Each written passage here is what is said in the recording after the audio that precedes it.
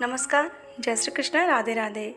प्रतिपीति कथार आपण समस्त बहुत बहुत स्वागत। आशा करुचे आपण समस्ते भले ही थे।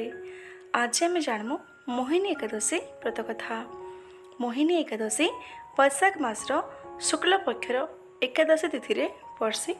कहानी आसे जे मोहिनी एकादशी व्रत रखले मनुष्य के मोह तथा पातकरू मुक्ति मिलसी।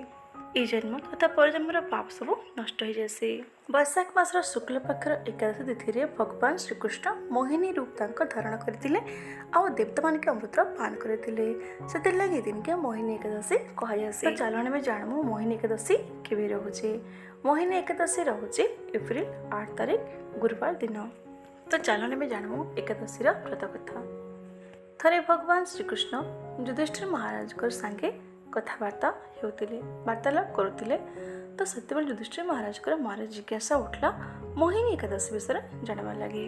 धर्मराज कहले, हे माधव, आपण मते मोहिनी एकादशी व्रत कथा श्रवण कराहन और तार महिमा किछि बतावन। भगवान श्रीकृष्ण आदर्श गुरु हिसाब रे शास्त्र संबंध ही युधिष्ठिर महाराज के उत्तर देले। भगवान श्रीकृष्ण कहले, हे धर्मराज, मोहिनी एकादशी संदर्भ रे वशिष्ठ मुनि और प्रभु श्री राम भितरी होता संवाद के आपण श्रवण करन।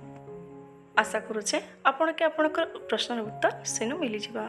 कहीं भगवान श्रीकृष्ण व्रत कथा शुणवा लगी आरंभ कले। जिते बेले माता सीता हरण कला रावण, तो प्रभु श्री राम माता सीता विरह भांगी पड़े और से बहुत व्यथित रहिले। तो से विषय से गुरुदेव वशिष्ठ मुनि पाखे जाइकिना प्रश्न कले जे, हे गुरुदेव, सीतांकर विरह में अत्यंत ही भांगी पड़ी आ बहुत निराश रोचे। तो मत एंते किसी उपाय बताओ जे रास्ता जाइकिना कि मुई मोर मन वेदना के दुख के सब दूर कर पारबी तथा समस्त पाप आ मोहरु मुक्त रही पारबी। वशिष्ठ मुनि प्रभु श्री राम मुखर कथा शुणिकिना कहले, हे प्रिय राम, आपणकर नाम रे ही सब प्रकार दुखर निवारण अच्छे, किंतु आपते मानवीय लीला काजे सारा संसार कल्याण काजे जे प्रश्न करिछ ताहा अति प्रशंसनीय। वैशाख मासर शुक्ल पक्षर मोहिनी एकादशी होचे अत्यंत मंगलकारी, अत्यंत पावन। से व्रतर पालन रे मनुष्य समस्त प्रकार दुखर दूर रहसी, कष्ट सब तार दूर हेसी और समस्त प्रकार मोहरु से मुक्ति प्राप्त करसी। वशिष्ठ मुनि कहले, हे प्रिय राम, आपण ए विषय रे गोटे पौराणिक कथा श्रवण कर। प्राचीन काल सरस्वती नदतटे गोटे सुंदर राज्य थिला। से राज्यर राजा थिले धृतिमान। राजा धृतिमान राज्य रे धर्मपाल नामक जड़े पुण्यशाली वैष्णव रहउतिले। धर्मपाल तार ना सार्थक हिसाब रे ही समस्त कर्म विषय करुथिले। से राज्य रे बहुत सारा पाठशाला, कुआ, पोखरी, धर्मशाला तथा भगवान विष्णुंकर मंदिर निर्माण करथिले। से सदैव तांकर धन के पुण्य काम रे लगोथिले। धर्मपाल 5टा पुत्र थिले, सुमना, प्रतिमान, मेधावी, सुकृति और दृष्टबुद्धि नामर 5टा पुत्र थिले। तांकर 4 जण पुत्र तांकर ही अनुकरण करुथिले, किंतु तांकर पुत्र सबकर जो सानटा 5 नंबर पुत्र तांकर दृष्टबुद्धि से सब बेले दुष्ट काम रे ही लिप्त रहउतिले, खराब काम रे ही लिप्त रहउतिले। इते सब खराब काम से करुतिले आउ तांकर पितांकर धन के से खराब काम रे ही नष्ट करुतिले। से अत्यंत क्रूर, क्रोधी आउ खराब व्यक्तित्व थिले। तांकर पिता और वैष्णव मान को निंदा करुतिले और से कार भी सम्मान नहीं करथाय, समस्त को सब अपमानित करुतिले। थरे दृष्टबुद्धिर पिता धर्मपाल तांको गोटे बेश्या सांगरे जीवार देखले। ए सब देखला परे धर्मपाल तांकर पुत्र के तांकर घरु विताड़ित कले। घर विताड़ित हेकिना दृष्टबुद्धि आवरी ही क्रूर हेले, आवरी ही खराब काम सब व्यस्त रहले। से राज्य रे चोरी डकैती सब करभाके लागले।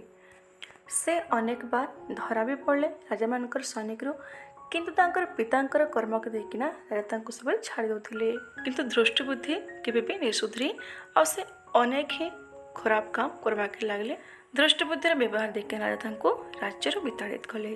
राज्यर विताड़ित कला से जंगल आश्रय नेले और जंगल पशु पक्षी के मारिकिना तांकर आहार बनाले। घर और राज्य विदाड़ी थी भी से तार मन में कौन पश्चाताप कि कौन प्रकार अनुताप नहीं रही। धीरे धीरे बैशाख मास प्रवेश कला तो खरारे भोक आउ शोष से व्याकुल होकिना पीड़ित होकिना भोजन खोज से थरे घूरी घूरी बुलिकिना जाइकिना पहुँचला कंडे मुनिंकर आश्रम रे। एतेबेले कि कंडे मुनि गंगा स्नान करिकिना आसुथिले।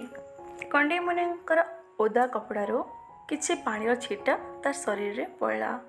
एतेबेले से शरीर तार पानी पड़ला साधुंकर संगतर संस्पर्श रे आसला रे हूँ तार मन परिवर्तन हो गला और से तार कला कर्म के निंदा कला और से कंडे मुनिंकर पातले पड़गला और से कहला हे मुनिवर मुई गोटे बहुत बड़ पापी है एंता कौन से पाप करवनी ना जिनटा कि मुई नहीं करी।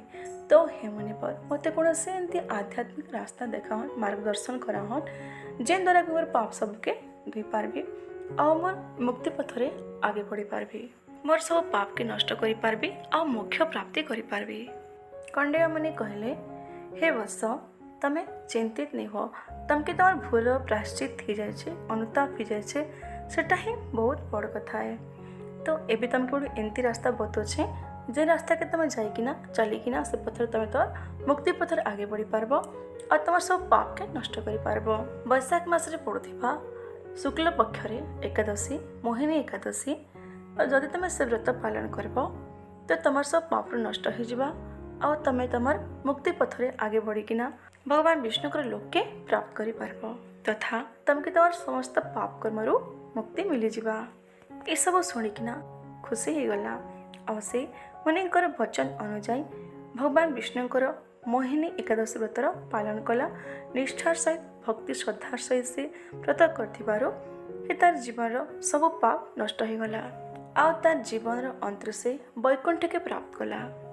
भगवान श्री कृष्ण कथार अंतरे कहले हे महाराज हे धर्मराज यही हिसाब वशिष्ठ मुनि प्रभु श्री राम के मोहिनी एकादशी व्रत कथा शुणी थे जिन व्रत करिकिना प्रभु श्री राम माता सीतांकर विरह दुख के सहबार शक्ति पाइथिले। हे धर्मराज एकादशी व्रत होची सर्वोत्तम व्रत। एकादशी व्रतर कथा पठन कले श्रवण कले हजारे गोदार पुण्यफल प्राप्ति हेसी। एकादशी व्रतर प्रभाव रे मनुष्य तार समस्त पाप कर्मरु मुक्ति मिलसी और जीवन अंतरे वैकुंठ प्राप्ति हेसी। आशा करुचे आज कथा आप समस्त को भल लगी जदि भल लगी तो लाइक करबे जदि कथा भल लगी तो शेयर करवा लगी नहीं भूलबे। प्रतिविधि कथा नुआ किना आसते विजिट करते पहला किना चैनल के सब्सक्राइब करने आज लाई रही। जय श्री कृष्ण राधे राधे।